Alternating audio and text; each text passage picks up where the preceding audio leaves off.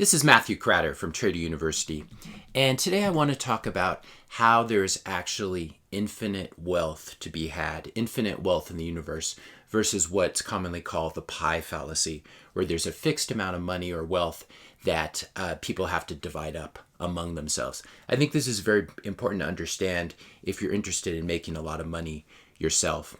And if you're interested in these sort of topics, want to learn how to make money in bull or bear markets, be sure to hit that subscribe button. So you'll often see videos like this. Here's a YouTube video called "The Rich Took All the Money. Only Taxes Can Take It Back." And you'll also see articles like this about how the rich are taking a larger and larger percentage of the pie. A lot of talk about wealth inequality, income inequality, which I've talked about as well on this website. And I should say from the outset, I'm not a Republican. I'm not a Democrat. I am not fond of either mainstream party in the U.S. So as you watch this, don't pigeonhole me into one of those. And I think if you watch all my videos on YouTube, you'll see that I'm a little hard to fit into a category. Some of my videos I get accused of being a far left liberal. Some of my other videos I get accused of being a far right conservative. And that's sort of how I like it, because I like to think of myself at least as an independent thinker. But what I would like to argue today is that there actually is an infinite amount of wealth.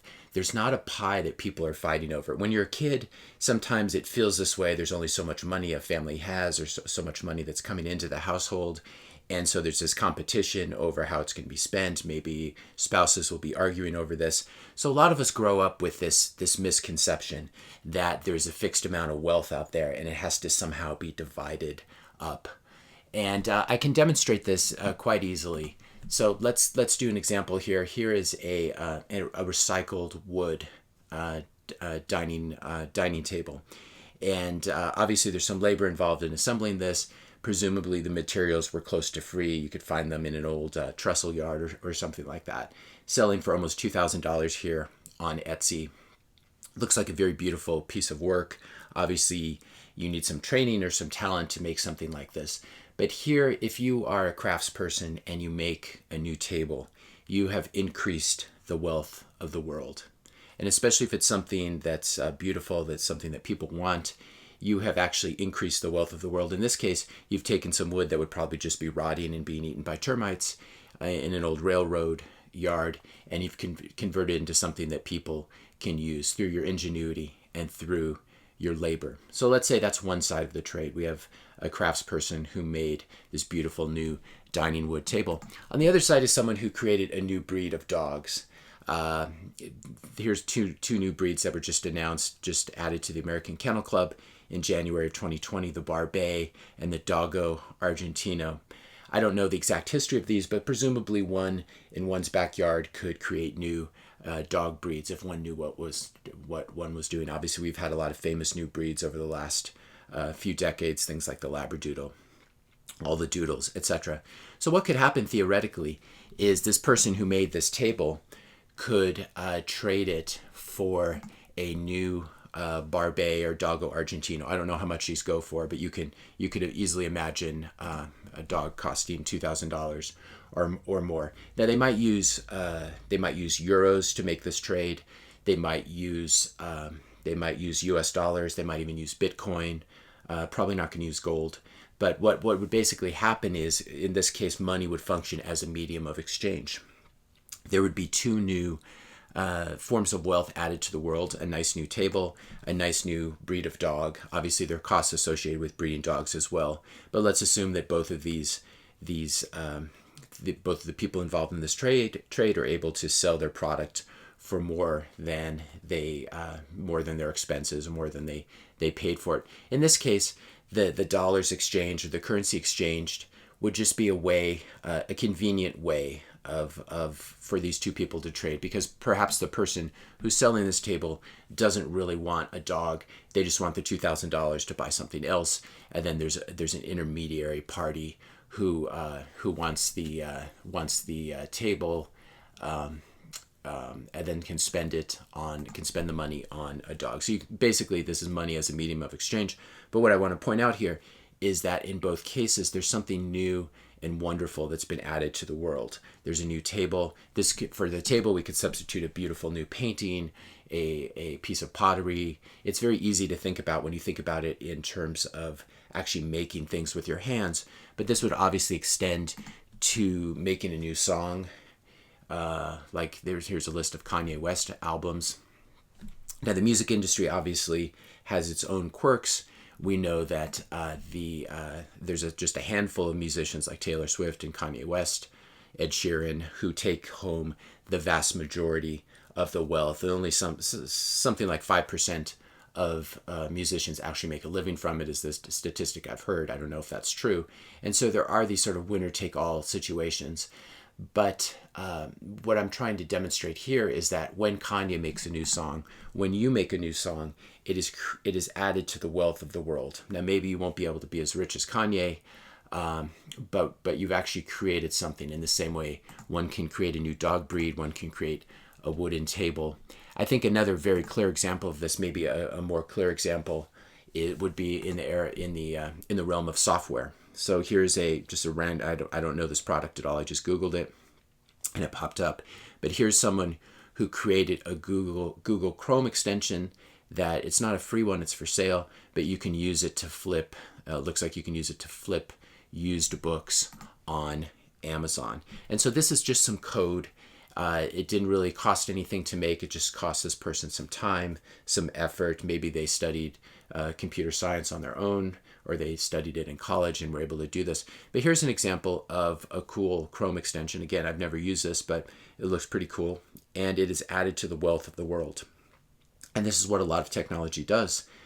Technology, you can sort of define it as doing more with less. And so when some people are very successful, like Mark Zuckerberg, he created some software that made him a billionaire. Here would be a smaller example of this. But what I want you to see here is that these are new things that are being created in the world. Maybe this was the first Google Chrome extension that ever did this. I had basically zero cost, just the sort of opportunity cost of time to make, but it increased the wealth of all of us, just like when antibiotics were discovered, it basically created the collective wealth of humanity. Obviously, there are problems with antibiotics as well, and antibiotic-resistant forms of bacteria. But you get the general idea that wealth is created by human ingenuity, by human hard work. And as a result, I believe that this pie fallacy is incorrect. It is correct if you are a politician and you're looking to see how much you can extract from your population, how much you can take from them in the form of taxes. And it may be true for a household if you're in a certain job, and you're for whatever reason you don't want to increase your skills, or maybe the economy is really bad. That you can have a fixed pie, obviously, for a household. But I think this is a very freeing perspective to see that there's not a finite amount of wealth in the world. There's actually an infinite amount, and the potential for an infinite amount. If you just look at human inventions over time and how they've increased the general standard of living, and I think this is the sort of the best form of wealth would be the kind that really helps everyone and raises everyone to a higher level. So, for example, the discovery of antibiotics has really been good for people worldwide. So, in trading, there are zero-sum forms of trading. Now, what zero-sum means is that someone needs to lose money on one side in order for the person on the other side of the trade to make money. Options are like this, and futures are like this as well. If someone is long a crude oil contract and someone else is short a crude oil contract, there's basically going to be money flowing from one side to the other, not counting commissions, of course, that the house takes home. So futures trading, it's well known, it's zero-sum. It doesn't mean that you can't make money doing it. Obviously, a lot of people do, and I have a whole course on this if you're interested in learning how to do that. But I would point out that stocks are not zero-sum, especially when people are long. Everyone can own a stock. Maybe everyone owns Amazon, and Amazon takes over the entire world. Everyone gets rich together, especially if they're long the stock and it goes up. You don't need someone to lose money in order for you to make money. So I think that's an interesting distinction. If you're short a stock and someone else is long a stock, then it becomes more of a zero-sum situation. Now, I think what complicates this, so what I really want you to take away is the fact that there's infinite wealth, and that theoretically there's no cap to your own wealth. Now, obviously, there's the problem of time. We only have, call it 16 hours a day. We spend maybe 8 hours sleeping. A craftsperson could only make so many of these tables in 1 year. Obviously, with software, it's much easier to make a lot of money because you can make something once and sell it many times. And a lot of our new billionaires over the last decade are people in the software business. Obviously, musicians as well. You create an album, and if it's successful, it keeps selling. Paul McCartney's still obviously making money from his old Beatles albums. And so these are ways of sort of leveraging time.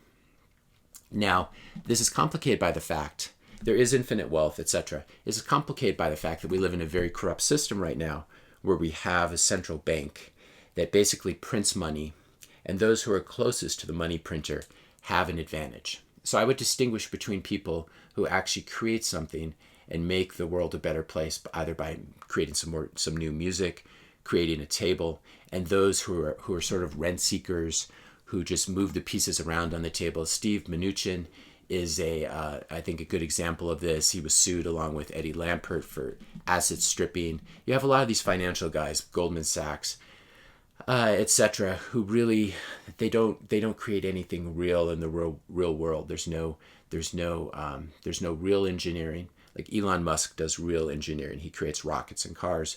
But guys like this do financial engineering, and a lot of it basically does consist of would be governed by the pie fallacy, where they're basically stealing from companies and flipping companies and doing sort of financial magic to make things look like they're worth more than they are. And this is enabled by the fact that we have a central bank that prints money and uses it to bail out Wall Street. This is the Cantillon effect that was noticed many years ago, that those who are closest to the money, the source of money production, benefit disproportionately over those who are further away. So if you're very close to the gold mine, maybe you do very well and you get rich from it.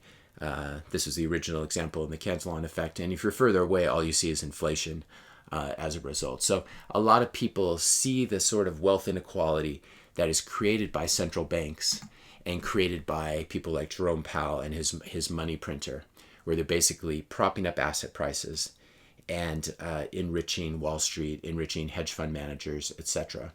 But I think it's important to distinguish. I'm fine with getting rid of central banks. I'm fine with people like Steve Mnuchin not being able to make money in the way that he does. But I think it's important, and this is why we have to be very nuanced in our politics. We can't really approach it from the left or from the right. We have to remember that there is infinite wealth. There's not a fixed pie. On the other hand, we do have a central bank that is actively manipulating and really causing a lot of problems in the real economy, trying to create inflation when there really should be deflation, because technology is inherently deflationary. The better the technology. So, for example, Excel spreadsheets allow you to do a lot of things that you would need a team of secretaries to do before. So, technology is inherently deflationary, but things like the Fed destroy the purchasing power of money and try to create inflation, thus enriching people close to the source of the money printer. So that's what I would say about the infinite wealth versus the pie fallacy. And lots of times politicians try to elide the differences between these two things as a way of getting votes. And it's very popular to say the rich took all the money. And so I think we have to be very nuanced and say that people like Steve Mnuchin, yes, they do steal from the system. Central banks steal from the system. On the other hand, there is infinite wealth that can be created. And I certainly encourage all young people whom I speak with, and my own kids as well, to really pursue the route of creating wealth rather than the investment banker, central banker route for sort of redistributing wealth and secretly stealing wealth from people through inflation. Please hit that subscribe and like button if you found this video helpful. Let me know your questions and comments in the comment section below. and I'll see you in the next video.